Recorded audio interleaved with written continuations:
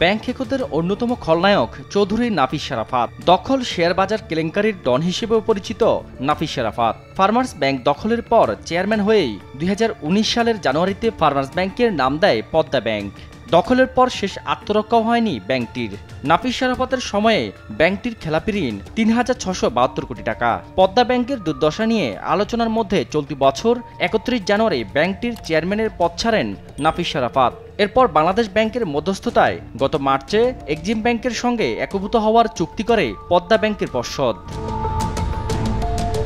Share কেলেঙ্কারিতেও জড়িত নাফিস Sharafat. Share বাজার থেকে অর্থ লোপাটের মাধ্যমে ৮০০ কোটি টাকা আত্মসাতের অভিযোগও রয়েছে তার বিরুদ্ধে। আওয়ামী লীগ সরকারের গত ৩ মেয়াদে আর্থিক খাতের অনিয়মে বারবার নাম এলেও যিনি পার পেয়ে গেছেন সেই চৌধুরী নাফিস শারাফাতের বিরুদ্ধে এবার ব্যাংক দখল ও শেয়ার বাজার থেকে অর্থ লোপাটের অভিযোগে অনুসন্ধান শুরু করেছে দুর্নীতি দমন কমিশন।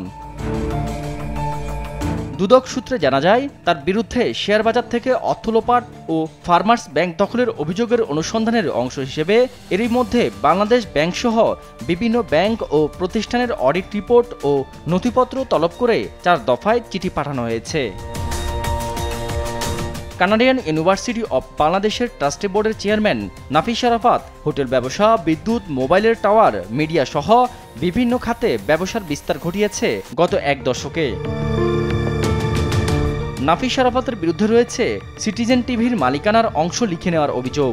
টেলিভিশনটির চেয়ারম্যান ও আওয়ামী লীগ সরকারের সাবেক এমপি শফিকুর রহমান চলতি বছরের মে মাসে অভিযোগ তোলেন, সাবেক আইজিপি বেনজির সহ জোর করে তার কাছ থেকে সিটিজেন টিভির মালিকানার অংশ লিখে নেয়। শুধু তাই নয়, তার বিরুদ্ধে অভিযোগ পত্রিকা দখলেরও। স্বাধীনতা যুদ্ধের সময় বহুল পরিচিত দৈনিক বাংলার মালিকানা ২০১২ সালে পান নিজামুদ্দিন জিটু নামে এক ব্যবসায়ী, যার জোরপূর্বক দখল করে নিজেই প্রকাশক হন নাফিস শারাফাত। এ নিয়ে দৈনিক বাংলার মালিক সাবেক প্রধানমন্ত্রী শেখ হাসিনার দ্বারস্থ হয়েও হার মানতে হয় নাফিস শারাফাতের দাপটের কাছে। ২০২১ সালে কার্টুনিস্ট আহমেদ কবির কিশোরের আঁকা একটি কার্টুন সামাজিক যোগাযোগ মাধ্যমে আলোড়ন তোলে। চৌধুরী নাফিস শারাফাতকে চিত্রায়িত করা ওই কার্টুনে নাভির জায়গায় দেখা যায় ব্যাংকের প্রতীক সিন্দুকের হাতল।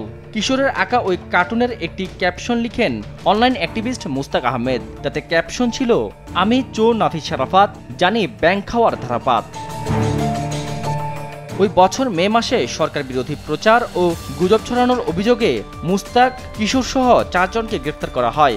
বারবার জামিন প্রত্যাখ্যান হওয়ার পর কাশিমপুরের হাই সিকিউরিটি কারাগারে মৃত্যু হয় ৫৩ বছর বয়সী মুস্তাকের। রাজুকের পূর্বাচল উপশহর প্রকল্পে একটি প্রাতিষ্ঠানিক প্লট নাফিস শারাফাত রাজুকের মাধ্যমে নিয়ম বহির্ভূতভাবে কানাডিয়ান ইউনিভার্সিটির নামে করে নেয়। এ নিয়ে নিয়ম ভাঙার অভিযোগও তুলেছিল গৃহায়ন ও গণপূর্ত মন্ত্রণালয়। তবে ক্ষমতাধর নাফিস শারাফাতকে কেউই শাস্তির আওতায় আনতে পারেননি। কানাডিয়ান ইউনিভার্সিটির অংশীদারিত্ব দিয়ে সাবেক তথ্যমন্ত্রী, ছাত্র জনতার হত্যার মাস্টারমাইন্ড আরাফাতকে কাজে লাগিয়েছেন শারাফাত। শাহাদাত নিশাদ, দেশ টিভি, ঢাকা।